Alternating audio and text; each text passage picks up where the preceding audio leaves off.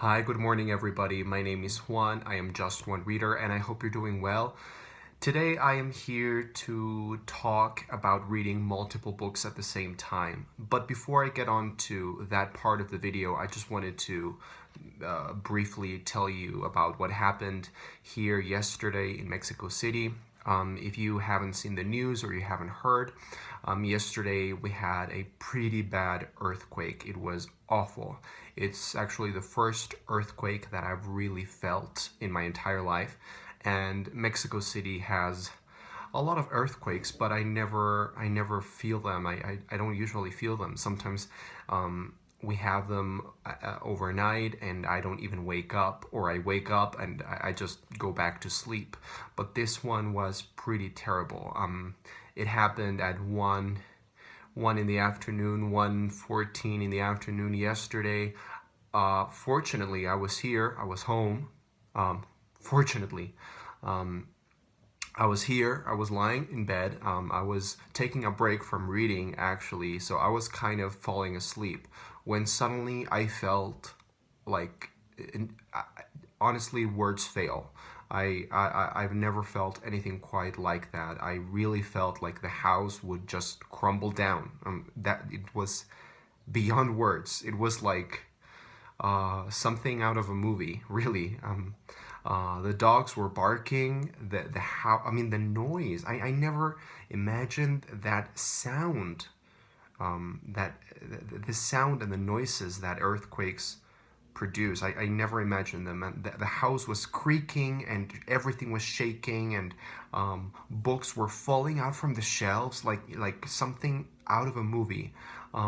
Bullocks falling down from the shelves. The doors here, the doors from my closet and my bedroom door, they were opening and closing and opening and closing and opening and closing. My bed was just, it was just a mess. I was very, very scared. I just jumped right out of bed, put some pants on, and went outside. It lasted for like a minute. It was really long. It was really intense.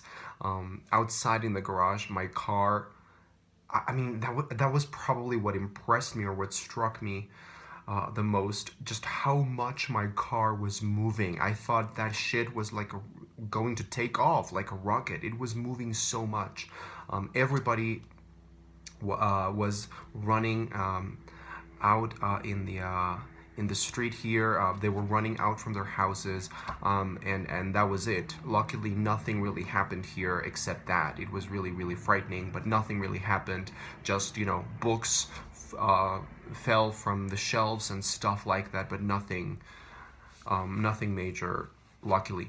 But I live in a zone, in an area in Mexico City that is not very close to downtown Mexico City. And downtown, it was pretty bad. It is pretty bad. It's a mess. The city was paralyzed for hours. It still is paralyzed. Traffic was just, they told you, don't leave. Wherever you are, don't leave. Don't use your cars. Don't leave. Just stay safe. Power went down. Internet went down. Just like fucking apocalypse. Like, I don't think I had ever really witnessed something as awful. And I was not even in there. I was very safe here in my home with Wi-Fi, with power, with everything, all the luxuries, just watching the news. I watched the news all day long. I didn't leave I didn't leave my chair watching TV all day long. It was just awful. Reports started coming in of all the people that were killed, all the people that died. People are still trapped under buildings. I think it wasn't as bad as the earthquake that we had in 1985, which was more impressive and very famous for what it caused, but it still was pretty bad. A lot of people are, like I said, still trapped. A lot of people are very kindly volunteering and working to rescue people and to do all kinds of things. I'm still pretty shocked. I didn't really get a lot of sleep last night, just thinking about all the images, very, very shocking images that I saw in the news. a lot of buildings obviously collapsed. And luckily for me, I'm fine. My family's fine. My friends are fine. Everybody I know is fine. A lot of people I know are helping. And yeah, it was really shocking. It was really awful to see what nature can can cause. We don't really get a lot of natural disasters here in Mexico City, so it's really tough when something like this happens. But a lot of you guys have been sending messages since yesterday, since the moment it happened. A lot of you sent messages to me or comments, telling me, asking me if I was fine, what had happened, sending good wishes and all of that, and I really appreciate it. I'm fine. Everybody I know is fine. Here in the area where I live, nothing really happened. Just, it was very, very, very scary. But yeah, a lot of people are really, really suffering. And nothing really major happened to me. I mean, the thing that bothers me the most, or that upsets me personally the most, is that the building where I work is downtown. The Mexican Society of Psychoanalysis is downtown, and I think it was pretty damaged. So right now, everything is still paralyzed here in Mexico City. They tell you not to leave the house, not to use your cars if you really don't have to not do anything. There's no classes, no school of any kind. I'm not working today, obviously. I'm not doing anything today. I don't think I'm leaving my house today, except to go to the gym, which is like right here around the corner. So yeah, that's all I wanted to say about the earthquake. I don't want to make this an earthquake themed video. I just wanted to let you guys know, because a lot of you have asked me about it. So I just wanted to thank you for your wishes, and now let's go to the actual video. I know this video is already way too long, but I just really wanted to vent and get it out of my system, because it's kind of traumatic, even though I was not even damaged or affected by it. But well, whatever. So this video is, I wanted to make a video about reading multiple books at the same time. This is partly inspired because of Jeremy at Jer Sings and Reads. He just uploaded a video on this topic.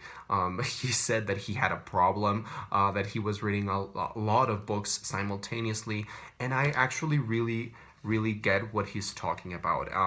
This is not something that I usually do. I don't usually read many books at the same time. I usually commit to just one novel at a time, and that's how I work. That's how I usually operate. I just read one book at a time, and when I finish, then I decide what I'm gonna read next, and I read that, and I commit to that, and that's how I work. However, lately I have been doing what Jeremy has been doing. I've been reading many books simultaneously, not very many, but probably around 4 and 5. So I want to tell you what I am reading right now. Firstly, I am reading like 3 or 4 psychoanalytical books, which are like on the side academic reading. So I am not really counting those, but I am reading those, and for my master's degree. So that counts for me, because it takes time to read them, and it takes some of my energy and my mind space capacity, I guess. So I'm reading like 3 or 4 psychoanalytical texts simultaneously, and then so for my own pleasure reading, I am reading 3 books currently, and I think it's perfectly fine if you read many books at the same time, but for me, it's fine as long as they are very different reading experiences, because if they are kind of similar in some way, I could really be confused, or yeah, I don't think I don't think it would work for me personally. But I am reading 3 books that are very different in style, in writing, in themes, and in experience, in reading experience. So the first one I'm reading is It by Stephen King. So the thing that I like about reading this while reading many other books at the same time is that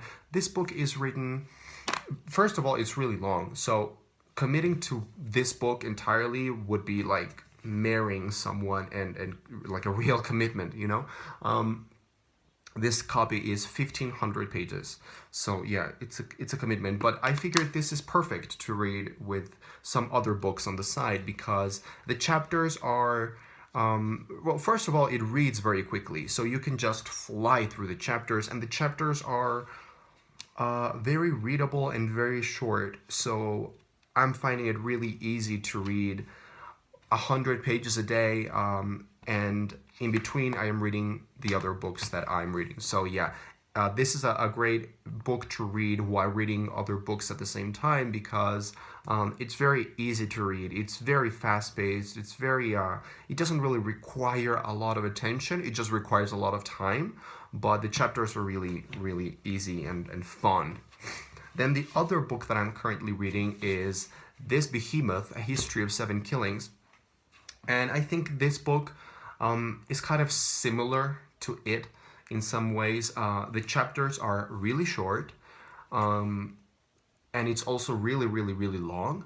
But the thing that makes this book stand out, the thing that makes it special, is that it is incredibly complex. It is incredibly difficult to read. I don't think I've ever felt as stupid reading a book as I am right now. Whenever I pick this book up, I know that I can only read like 2 or 3 chapters a day, because it's very, very demanding. It's very tiresome. It really wears me out. It really makes me feel tired. I feel like I am not really comprehending what's going on. I sort of catch glimpses here and there of what's happening, but overall, I'm not sure I could tell you what this book is about or what is actually happening. I am only on page 80, and I don't think I could summarize what's happened so far. However, I do feel that this has a lot of potential, and it's weird saying that I don't really know what this book is about, or I don't understand what it's about, but I'm kind of liking it. And I know that this book has a lot of promise. People say that if you manage to get there and keep up with it, eventually it will pay off. So yeah, I will be reading 2 or 3 chapters of this a day. So I will be completing this in like a year or something. But I don't care. I'd rather read it slowly, but savor it, than trying to just skim read through it. And then I am reading another book, a third book, and this is perfect. This is Adam Johnson's short story collection, Fortune Smiles. This is, well, first of all, it won the National Book Award for Fiction in 2015, I think. And it won a lot of accolades. It's one of those books that everybody recommends, and they are right to recommend it. It's amazing. It's very similar to George Saunders, which, you know, his collection, George Saunders' collection, 10th of December, was one of my favorite books ever. So this is very similar. I'm really enjoying it, and the short stories here are not very short. It only contains 6 stories, so they're not short at all. They're like 50 pages each. But I'm loving reading, these are so heavy. I'm loving reading it and A Brief History of Seven Killings, and in between enjoying these stories. So that's really what I wanted to say today. I'm really enjoying sort of dipping in and out from different books, different reading experiences.